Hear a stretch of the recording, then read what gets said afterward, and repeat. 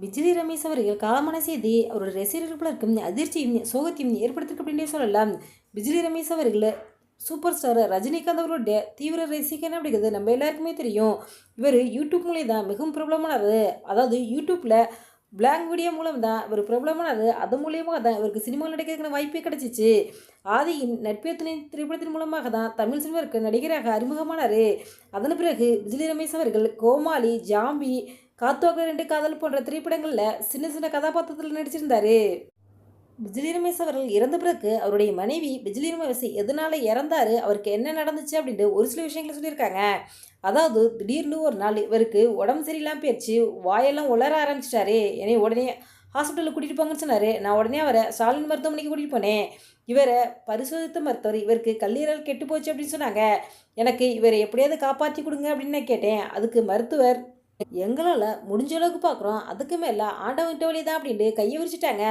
கல்லீரல் மாற்று அறுவை சிகிச்சை செய்யணும் அப்படின்னு சொன்னாங்க. அதுக்கு 60 லட்சம் ரூபா செலவாகும் அப்படின்னு சொன்னாங்க. நாங்கள் பொழப்புக்கே ரொம்ப கஷ்டப்படுறோம், எங்களால் எப்படி 60 லட்சம்லாம் புரட்ட முடியும், அதனால நான் கல்லீரல் மாற்று அறுவை சிகிச்சைலாம் செய்யலை அப்படின்னும். இவருக்கு கை வீங்கி போச்சு, கால் வீங்கி போச்சு, வயிறெல்லாம் வீங்கி போச்சு, சாப்பாடும் படிப்படியாக குறைஞ்சிருச்சு. அளவுக்கு அதிகமாக மது குடிச்சதுனால தான் இவருடைய கல்லீரல் கெட்டு போச்சுன்னு மருத்துவர்லாம் சொன்னாங்க. ஸ்டாலினில் சிகிச்சை எடுத்ததுக்கப்புறம் ஓரளவு குறைஞ்சிச்சு. அதனால இவரால் எந்திரிச்சு நடக்க முடியலை, சரியாக சாப்பிடவும் முடியலை. ஏதோ 1 வாய் 2 வாய் தான் சாப்பிட்டாரு. நீராகாரம் நிறைய குடிக்கக்கூடாதுன்னு சொல்லிட்டாங்க.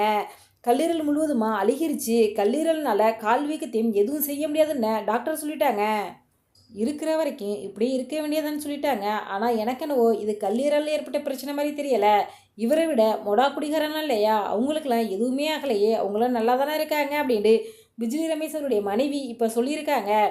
இன்னும் ஒரு சிலரோ வேறு சினிமாவுக்கு நடிக்க வந்ததுக்கப்புறம் பிஜிலி ரமேஷ் அவர்கள் மதுவை நிறுத்திட்டாரு. இப்படி திடீர்னு மதுவை நிறுத்தினா இப்படி உடலுக்கு உபாதைகள் ஏற்படும் என ஒரு சிலர் தங்களுடைய கருத்துக்களை சொல்லிட்டு வராங்க. இன்னும் ஒரு சிலரோ கல்லீரல் கெட்டு பண்ணால பிஜிலி ரமேஷ் அவர்கள் வயிறு வெடிச்சு தான் செத்தார் அப்படின்னு சொல்கிறாங்க. ஆனால் இதெல்லாம் எந்த அளவுக்கு உண்மையென்று தெரியவில்லை. பிஜிலி ரமேஷ் அவருடைய ரசிகர்கள் பலரும் அவருடைய குடும்பத்தாருக்கு ஆழ்ந்தரங்களை தெரிவித்து வராங்க. எங்களுடைய சேனல் சிறப்பாக ஆழ்ந்தரங்களை தெரிவித்துக் கொள்கிறோம்.